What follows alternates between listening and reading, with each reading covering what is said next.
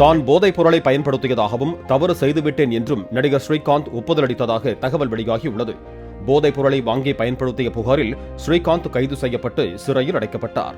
இந்நிலையில் எழும்பூர் நீதிமன்றத்தில் அவர் ஆஜர்படுத்தப்பட்ட போது தனது குடும்பத்தில் பிரச்சனைகள் அதிகமாக இருக்கும் நிலையில் மகனை கவனித்துக் கொள்ள ஜாமீன் வழங்குமாறு ஸ்ரீகாந்த் கேட்டதாக கூறப்படுகிறது. இதனிடையே அதிமுக முன்னாள் நிர்வாகி பிரசாத் மூலமாக 8 முறை ஸ்ரீகாந்துக்கு கொக்கைன் சப்ளையாகியுள்ளதாக விசாரணையில் தெரியவந்துள்ளது.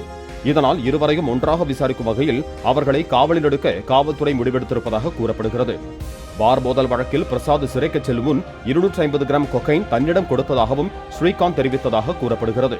பிரசாத் தன்னை வைத்து படம் தயாரித்த நிலையில் 10 லட்சம் ரூபாய் பாக்கியை கேட்டபோது கொக்கைன் கொடுத்து பிரசாத் பழக்கப்படுத்தியதாகவும் ஸ்ரீகாந்த் தெரிவித்ததாக கூறப்படுகிறது.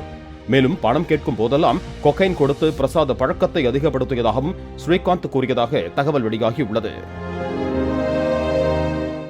பிளே ஸ்டோர் மற்றும் ஆப் ஸ்டோரில் இருந்து பாலிமர் செயலியை QR கோடு மூலம் பதிவிறக்கம் செய்யுங்கள்.